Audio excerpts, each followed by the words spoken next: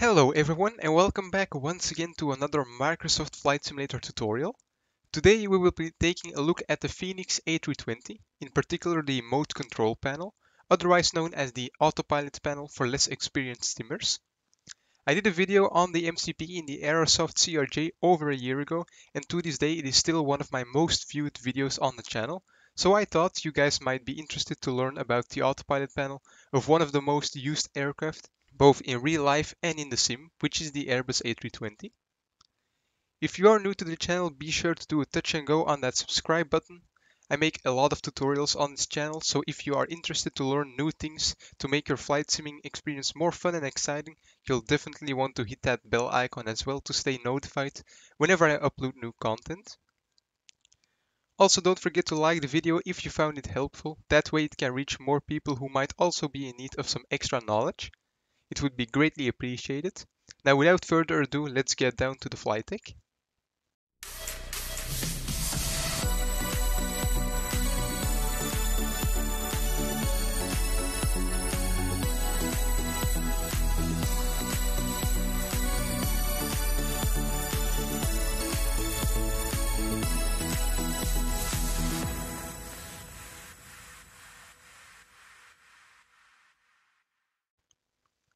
If you already have a bit of experience flying airliners, you'll probably know that most MCPs share a lot of similarities between each other, and if you know how to use one of them, you can probably very easily find your way with the others as well. This is especially true for the MCPs of all Boeing aircraft, and while this is also the case for the A320, I do find that the MCP in this particular type is a bit different from the others, as it uses a different methodology. If you take a look at the MCP in the A320, you'll notice that it looks a lot more simple than, say, a 737 autopilot panel, because it has quite a few buttons less.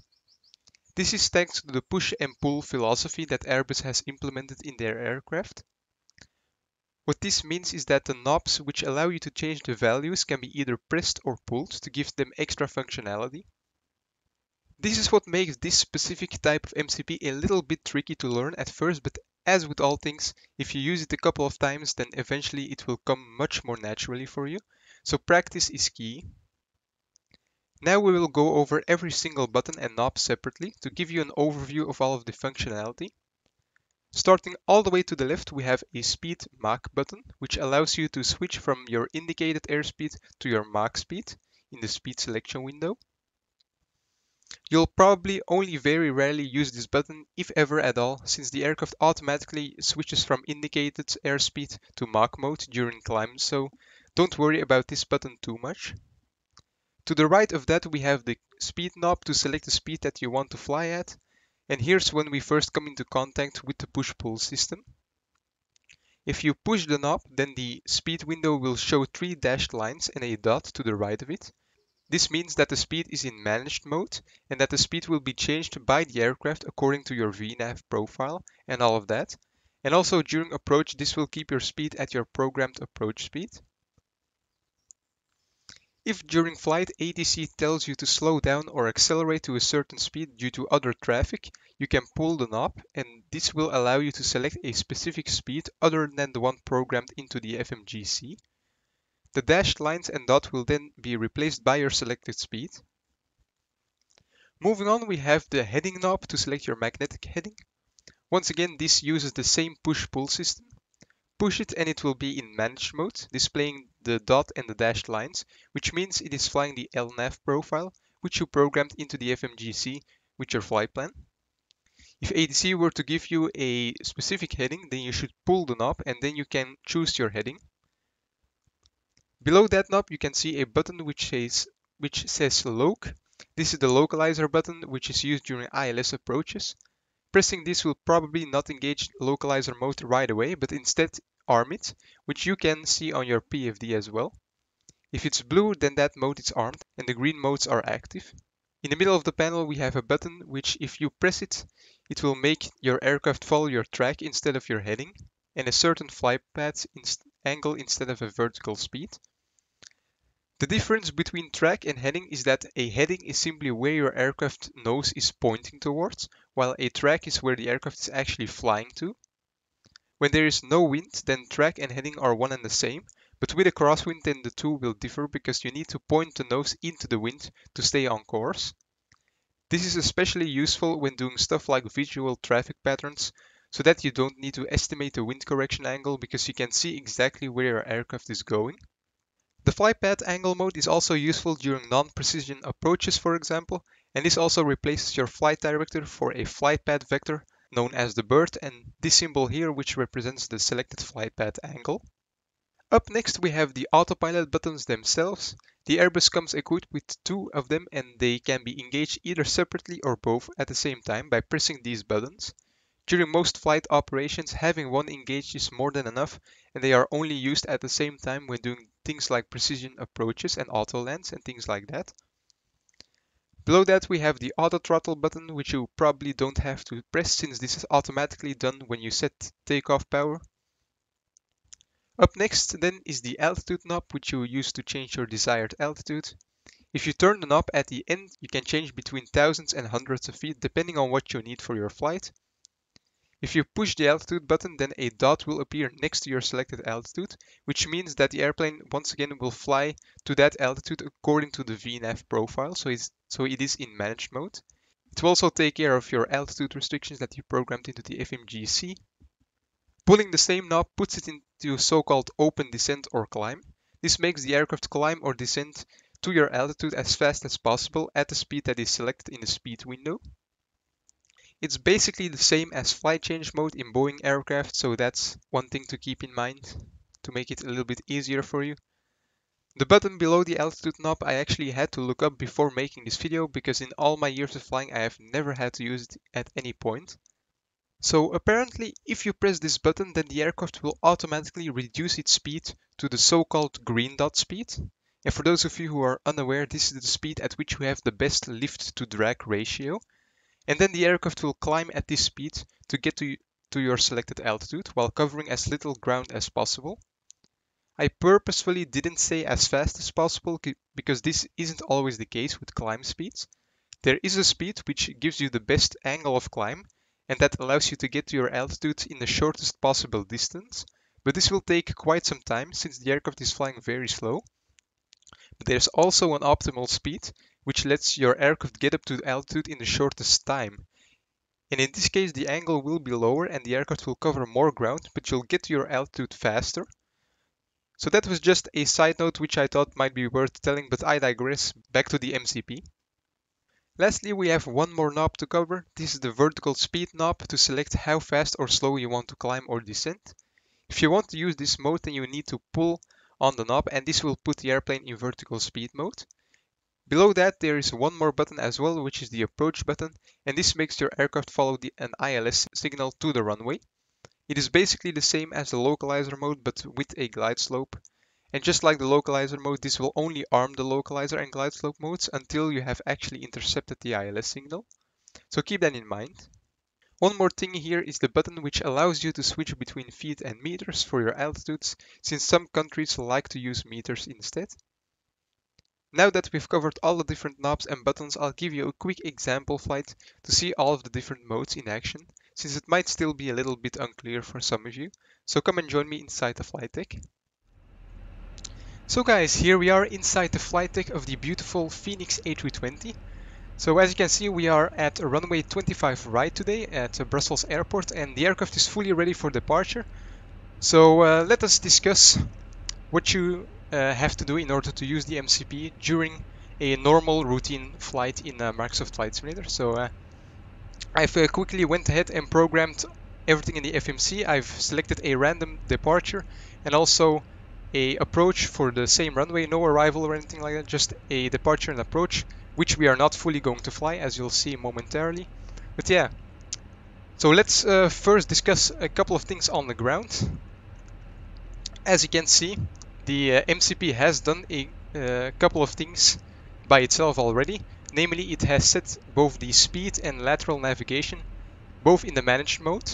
So what this means is that after departure, and about 400 feet or so, the LNAV will be engaged. So that means this mode right here is going to fly the flight plan that we've programmed into the FMC. So that was what that those 3 dashed lines and dot mean. That's what that means. And at our acceleration altitude, the aircraft will start accelerating to about 250 knots. Unless we don't retract the flaps, then it will stay at the maximum flap speed. But the point is, the aircraft will take care of its speed when it's in managed mode like this, again with the 3 dashed lines and also the dot. So basically, when these two are in these particular modes, you don't really have to take care of anything because the aircraft will follow everything on its own, basically. But we'll see once we get in the air, you can do quite a few things with this. In case you're flying online, for example, and ATC tells you to do something that isn't programmed into the FMC, you can also use these modes to do exactly what the air traffic controller wants you to, but we'll get into that once we are in the air. I just selected our initial altitude of 6,000 feet, so we are going to level off at around there, probably a bit sooner. And apart from that, nothing has been done to the MCP so far. The only thing I've done is set the initial altitude, but putting the speed and lateral navigation in managed mode, that's something that the aircraft has done by itself, and it's something that the aircraft will do by itself every time you do a normal flight. So that's something to keep in mind. And so during departure, the aircraft will first be in takeoff mode and do all of that, so you know, fly at a V2 speed, and then at our acceleration altitude. From there on, it will fly with the flight plan and your either speed restrictions that are in the departure that you programmed in, or it will just accelerate to 250 knots until 10,000 feet, and then from there it will climb at your programmed climb speed. So yeah, that's basically what the aircraft will do. So that's a brief rundown of that. Now that we are fully ready for departure, we can go ahead and release the parking brake. Also turn on the transponder. And then we'll continue with the explanation once we are in the air.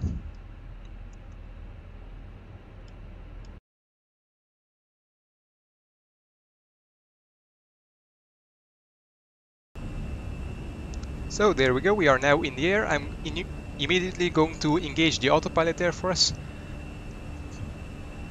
So what can we see now? So we can see that the aircraft is trying to maintain V2 speed, but is not really doing a very good job at it. And it's now in SRS mode.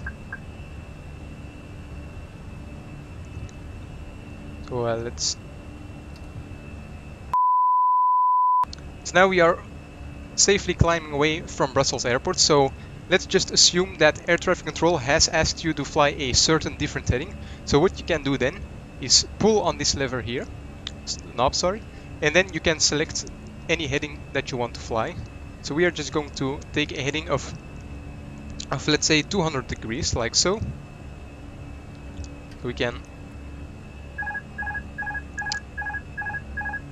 Okay, so that's the difficult thing about trying to fly and explain things at the same time. So we kind of retracted the flaps a little bit too early. So I'm just going to get the aircraft stable again, and then I'm going to re-engage the autopilot, and then we'll continue our explanation. Sorry for that, guys, just a little technical problem here.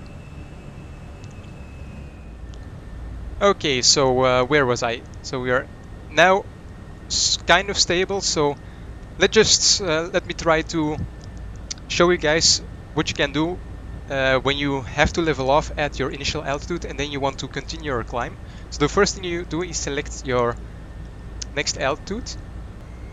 So yeah, if you want to, let's say, climb to your altitude as fast as possible at a certain speed, what you can do is pull this knob right here, and then your aircraft will be put in open climb mode.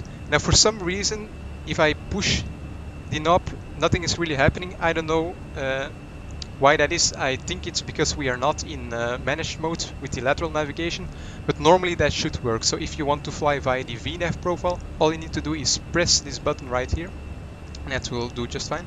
Now we are going to level off here at 9,000 feet instead, and I'm also going to turn back towards the airport now, so we can actually do the approach, and then I'll also show you guys how to use the localizer and approach mode. So yeah, right now As you can see, the aircraft is maintaining 250 knots. Say that ATC has cleared you to a higher speed.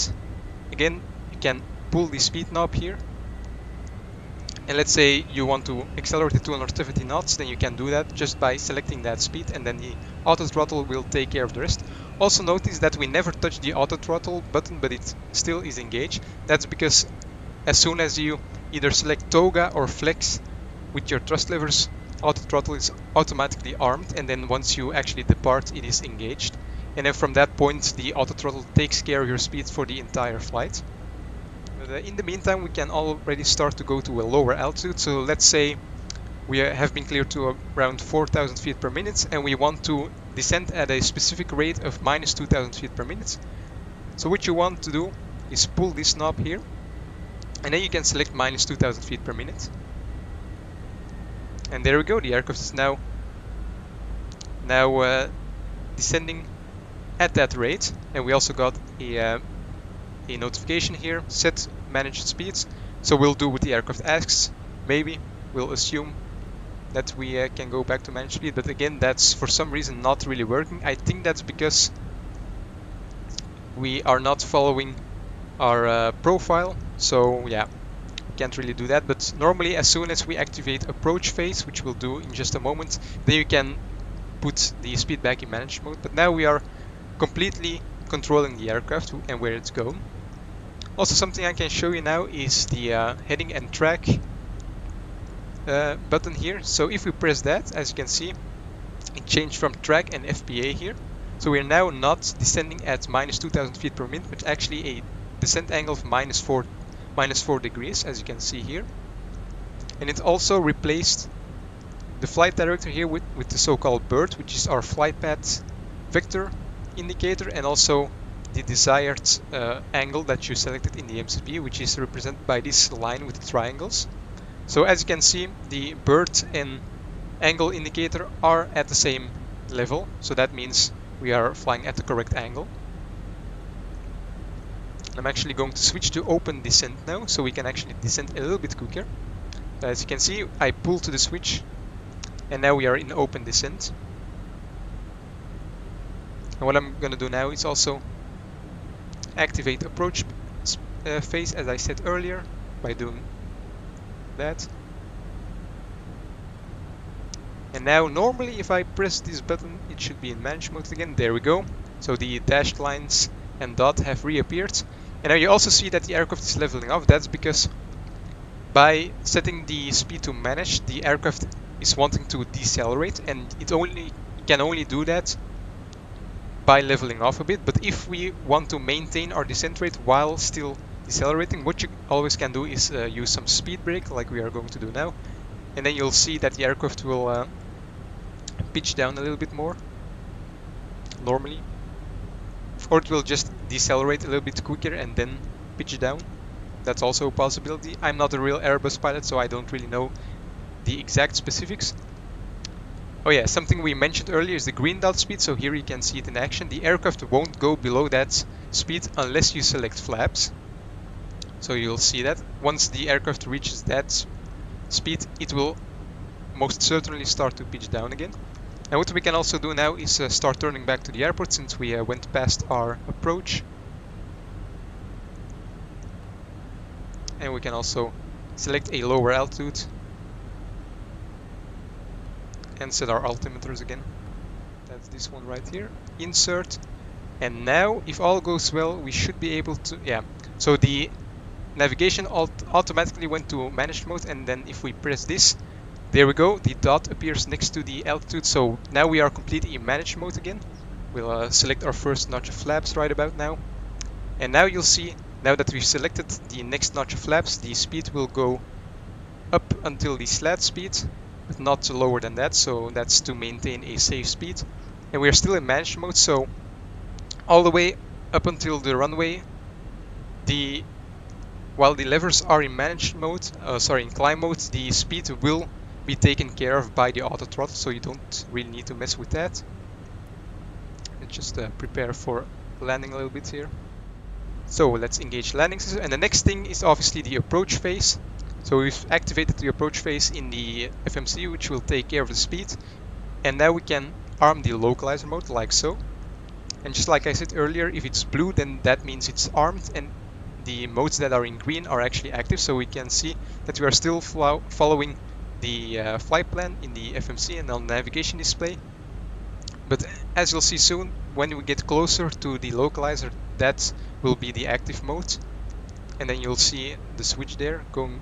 The localizer will go from blue to the upper side, and will turn green, which means it's active. And once the aircraft has done that, we'll also engage approach mode. But again, glide slope mode will only be armed, and until we actually intercept the glide slope, it will not be set to the active. Yeah, next notch of flaps. While I'm doing this explanation, I of course need to take care of the aircraft. It has been a bit difficult today because the aircraft is acting a little bit weirder than normal. But yeah, we should be able to manage here. There we go. Localizer mode has been set to active, which you can see by the white box around it and also the little star icon. So what we can do now is push the approach button, and again, glide slope is in blue, so that means it's armed. And once this little magenta diamond will start coming down, then it will be set to active. But right now we are still in speed mode, maintaining the altitude and in localizer mode. So the aircraft is now following this magenta diamond here. You can see the runway in front of us. There we go. Glide slope has been set to active, and the aircraft is now on the approach.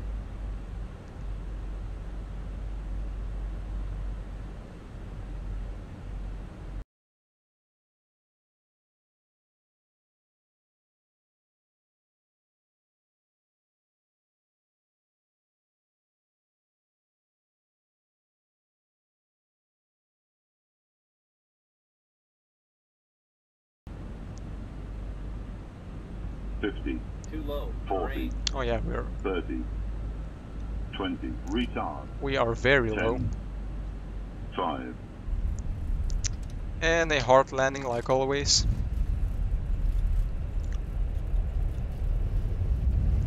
There we go. Thrust reversers out.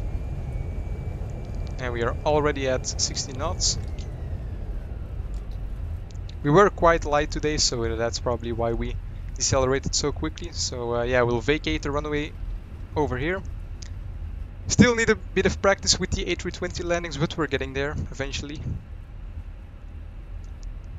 So yeah guys, I hope you enjoyed that little segment where we did an actual demonstration of how the MCP works.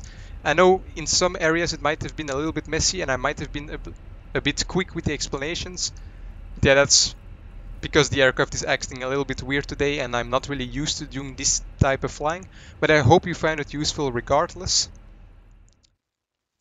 So guys, that's going to be it for today's tutorial. If you enjoyed it and found it helpful, a like would be greatly appreciated. And if you want to see more videos like this, be sure to subscribe to the channel with notifications on as well.